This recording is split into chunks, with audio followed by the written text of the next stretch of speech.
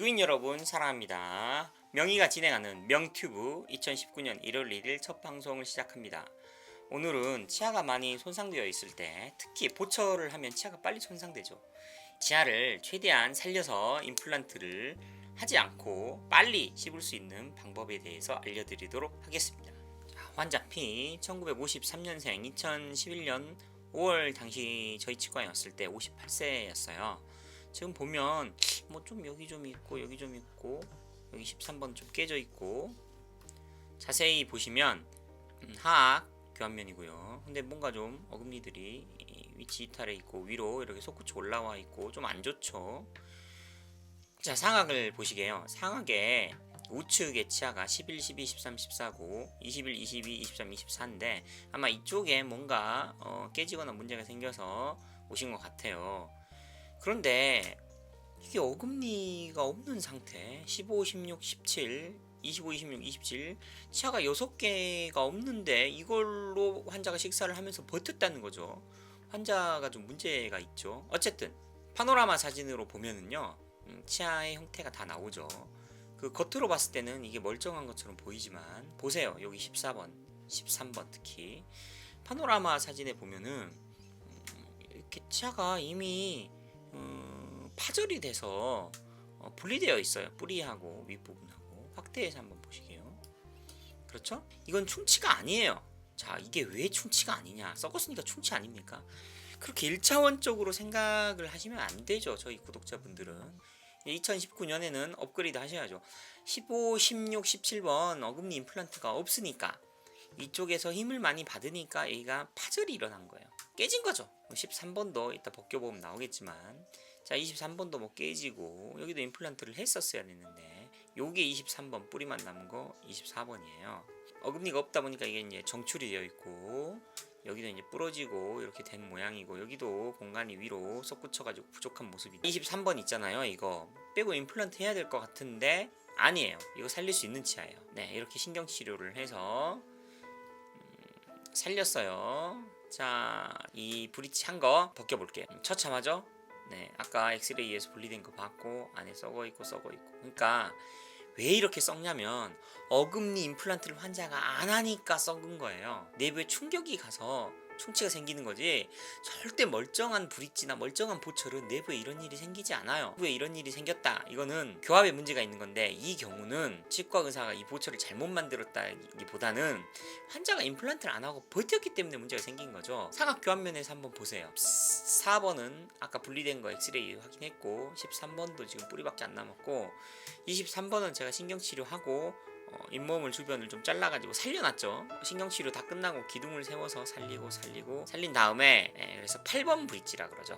보통 치과에서 브릿지라고 하면 이제 다리라는 건데 다리처럼 연결했다는 건데 11, 12, 13, 14, 21, 22, 23, 24 보통 치과 의사들은 14번부터 24번까지 8개를 연결했다고 8번 브릿지라고 하죠. 이렇게 완성된 모습인데요. 밑에서 봤을 때 잘 물리고 잘 물립니다. 자, 이거를 그냥 이렇게 보면 안 되고 바이트를 찍어서 봐야 돼요. 진짜 잘 물리는지. 사진이 조금 제가 잘 못 찍어서 그렇지 나중에 이제 사진 나오는데 잘 물립니다. 치아들이 고르게.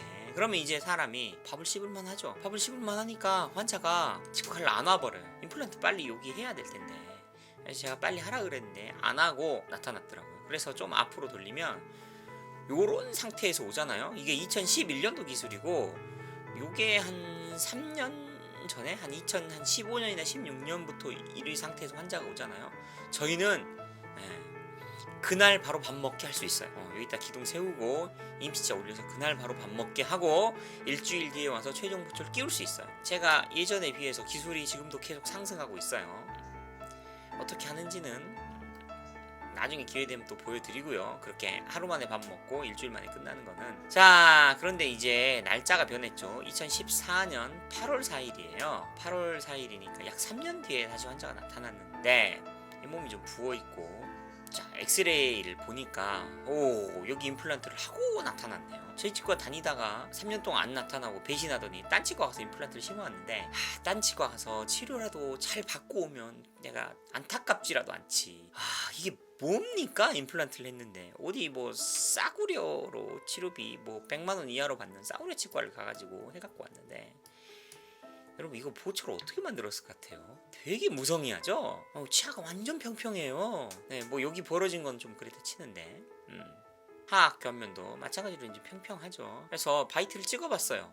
이거 안 물리는 거 아니야? 안 물리면 여기가 안 물리게 되면 제가 어렵사리 만든 이 8번 브릿지에 교합력이 집중돼 가지고 이게 위태롭거든요. 근데 3년 동안 그렇게 잇몸뼈 안 놓고 잘 유지한 걸 보니까 바이트를 찍어봤어요. 그랬더니 어느 정도 여기가 잘 물리고 있죠. 근데 이게 치아 번호가 저희는 보여요. 저 같은 교합의 고수는 이 바이트만 보고도 여기가 11번, 여기가 12번, 여기가 13번, 여기가 14번, 15번, 16번 보이는데 잘 안 보이잖아요. 그래서 제가 좀 준비를 했어요. 자, 이제 잘 보이실 거예요. 이게 상악 교합면의 바이트고요. 11번, 12번, 13번, 14, 15, 16번까지 15, 16을 임플란트를 해가지고 온 거죠. 그리고 21, 22, 23, 24는 기존에 여기서부터 여기까지 제가 만든 보철인데 확대해서 한번 분석을 해보죠.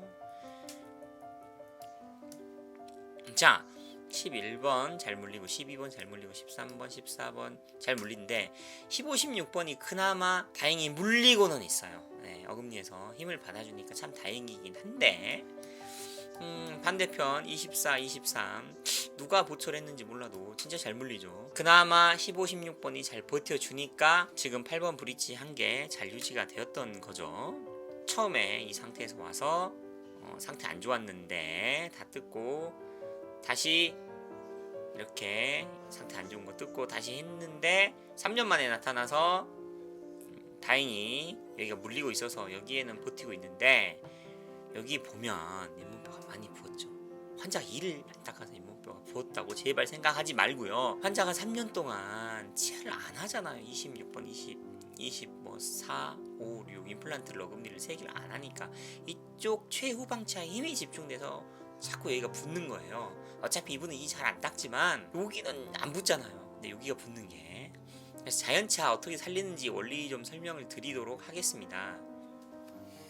아까 23번하고 24번 차가 있었는데요. 23번을 보니까 어땠어요? 빨간 잇몸이 조금 치아 가장자리 덮고 있었잖아요. 전기 메스 같은 걸로 보통 이제 봅이라 그러죠.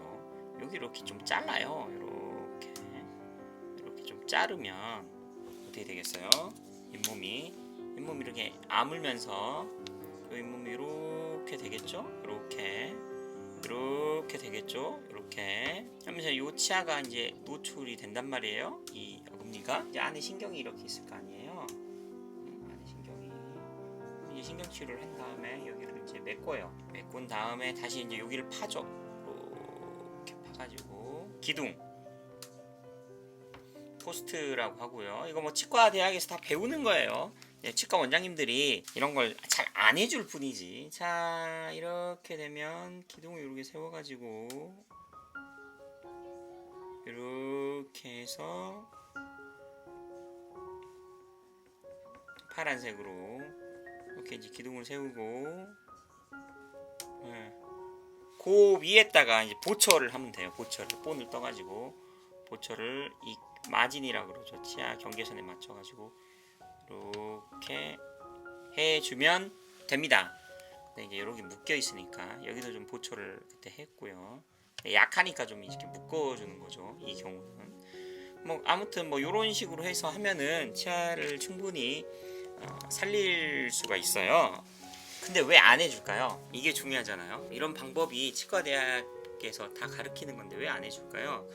뭐 여러분들은 이게 의사들이 돈 벌려고 나쁘니까 이렇게 이게 단순하게 생각하지 말고요. 서로 이게 싸우지 말고 첫 번째로요. 이렇게 했을 때 치아가 확실히 약해져요. 이렇게 했을 때 몇 년을 버틸지 자료가 없어요. 이렇게 보존적인 치료했다가 치아가 기둥째 뽑혀가지고 환자가 치료를 왜 이것밖에 못하냐 항의하는 경우도 있고 이게 되게 손이 많이 가요. 빼고 임플란트 심는 것보다 사실 더 손이 많이 가고 어려운 치료. 환자를 위해서는 굉장히 좋은 치료지만 그래서 잘 안 하게 되죠. 안 하게 되면 이것의 성공률을 임플란트는 뭐 성공률이 거의 99%인데 이건 성공률이 좀 낮으니까 연구를 해서 이 성공률을 높여서 환자에게 좋은 치료를 하려고 노력을 해야 될 거 아니에요. 그래서 저는 했어요.